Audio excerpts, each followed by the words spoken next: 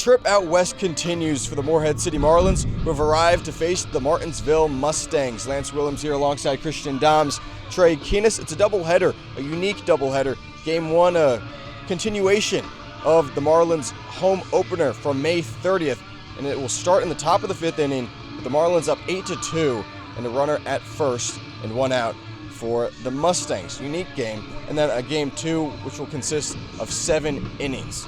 So, Trey, last night, the Marlins, they played the Boone Bigfoots for the first time ever. They went out to the campus of App State, beautiful campus, and it was 4-2 Marlins in the win. What went right for the Marlins?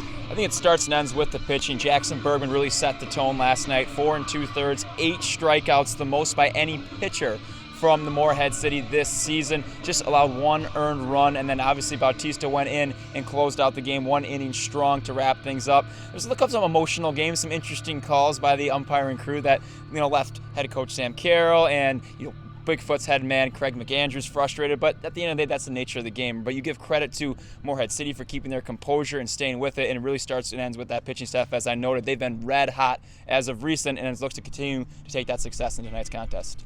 Yeah, the pitching staff has been lights out. Jackson Bergman, especially the Indiana commit, doing very well. That was a big win for Coach Sam Carroll, his 126th under helm of the Marlins, and that is now the most by any Marlins head coach, surpassing the old head man Jesse Lancaster, a legend in the CPL in his own right. Earlier today, we got to talk to Coach Carroll about the big win. Lance Williams here with Coach Carroll. Carroll, yesterday, win number 126 for you. You're now the all-time leader in wins for Morehead City. How does that feel? Feels great that we got the 13th win of the year, and be nice to get 127 and 128 today. So yesterday in Boone, 2 runs allowed. In the last 3 games, the team's allowed just 6 runs. How's the pitching been in this recent stretch? You've seen it. I mean, we've all had a front row seat for it. It kind of started with that Holly Springs game. Peninsula hit us around just a little bit, but that's a very good offense. But this pitching over the last 9 or 10 days is really been the staple of this program, since probably 2017, 2018, and it was nice to see that. And we need to continue that for the rest of the summer, no doubt.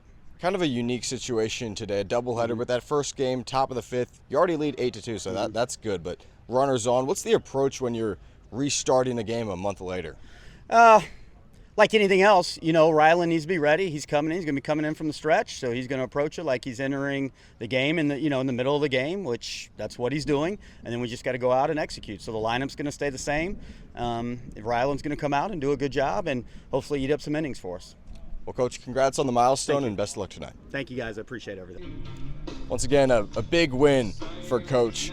Christian, we're talking about the pitching staff. This team has allowed just 6 runs in these last 3 games. They've been lights out, really dating back to that June 22nd win over Holly Springs, where it was a 1-0 game in favor of the Marlins. How big has the pitching staff been as a whole in these last few stretches of games? Well, they've just really looked more confident. That was something that Carroll said after the other night against the Wilson Tops. Another really strong performance from the pitching staff. I think a lot of these guys are really starting to come into their own, and it's shown in the statistics. Morehead City now 2nd in the CPL in ERA, top 5 in strikeouts as well. They had a lot last night. Really over the last few games, they've done a good job of getting ahead in the count and putting their opponents behind in the count. That's a really big difference, and the control and the consistency has really been on display from this Marlins pitching staff, and it could definitely continue tonight against a Mustang squad that's kind of middle in the road in the offensively speaking in the CPL, and Morehead City certainly a large cushion, going into game 1 of tonight's matchup. Yeah, the pitching staff now 2nd in the CPL in ERA, tied for 1st in WHIP. They have been rolling. Ryland Howell, not exactly a start, but he will begin the game on the mound for game 1, and then Rodney Whaley game 2.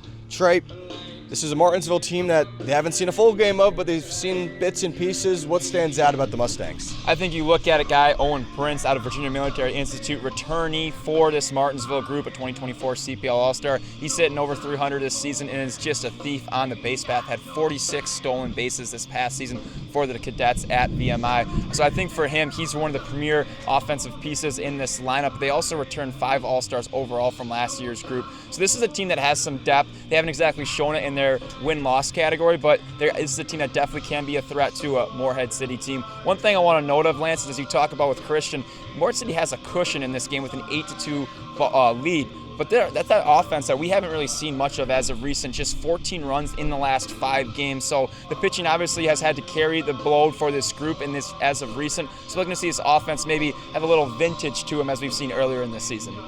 Yeah, the Marlins were first in CPL in batting average for the first few weeks, and they've tailed down to 4th. But so you mentioned Owen Prince, last year's leader in stolen bases, but the leader in batting average from last year. Lucas Carmichael, a guy we didn't see last game in the home opener, but he's going to be in the lineup today. So there are going to be some lineup changes for the Mustangs for that first game, although with the Marlins, it's the exact same lineup. First pitch for that game 1 at 4:30. Second game, 30 minutes after the conclusion. You can listen to us on Mixler.